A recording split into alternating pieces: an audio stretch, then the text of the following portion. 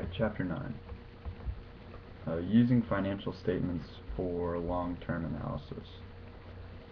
First question, what is quality of earnings and what is its use? Quality of earnings are the results from your long and short-term ratios, and it's used by investors and creditors to determine your credit limits, your price of interest, and can also indicate a price of stock. What is rate of return on investment, and how do you know if it's satisfactory? Your return of investment is calculated by your average owner's your net income over average owner's equity. How do you know if it's satisfactory? You know it's satisfactory if you compare the options, and whatever has the highest option should be, or the highest return on investment is the one you want to use. Okay, what are the sales-based ratios or percentages that are used for long-term financial analysis? Net profit is a percentage of sales, sales ratio, earnings data, long-term debt position, and dividend data. How is net profit as a percentage of sales used to predict future profitability? So net profit as a percentage of sales is your net income divided by sales times 100 to give you the percentage. How is it used to predict future profitability? If the number's increasing, it's probably a good indicator that the company is becoming more profitable and efficient by undertaking less expenses. The opposite is true if it's decreasing. How is the sales ratio made, and what does it tell us? The sales ratio, there's actually quite a few sales ratio. A couple are the cost of goods sold over sales, selling and delivery expenses over sales, and depreciation expenses over sales. But in all of these sales ratios, the bottom line, or the denominator, is sales.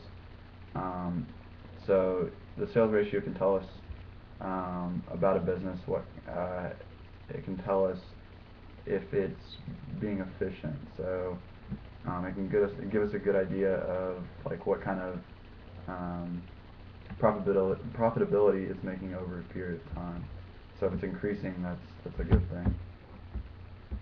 Alright, sixth question. How is the earnings ratio calculated, and what is its use? The earnings ratio is market price per share over earnings per share. It's supposed to be the most used, according to the book, of all the ratios. I think that was for corporations. It's used to determine how beneficial it'll be to invest in a business, and a high earnings ratio means that it's probably a good company to invest in, and a low probably means it's not a good company to invest in. Okay, is long-term debt always a bad sign for a business? In some cases, yes, it is a bad sign, but not always is it a bad sign for your business. Sometimes you want to take out a loan for instance, if it'll give you a better return on investment. So instead of investing your own money, then you would take out a loan, and the interest would be low enough to where it would actually be a better return on investment than taking it from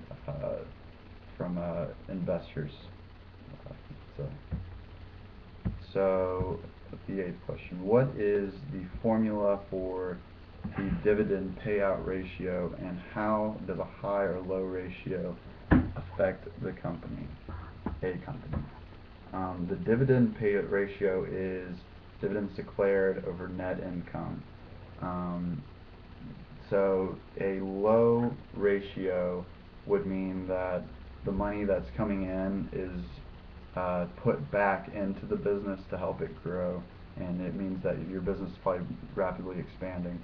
But if it's high, it's not necessarily a bad thing. If it's high, though, it means that the company is taking that money and then giving it back to the investors. What kind of information can be found in the footnotes? So the footnotes don't seem like they'd be that important, but it's oftentimes the fine print that can catch you. So uh, it can give you a good indicator of the future health of the business because it show things like a long-term lease agreement where there may be something that could be a negative for the business, and it can also be the effects of forced sales on properties in a foreign country. So it could be anything that is deemed relevant, but is not really like something that would go into the statement. So those are the footnotes.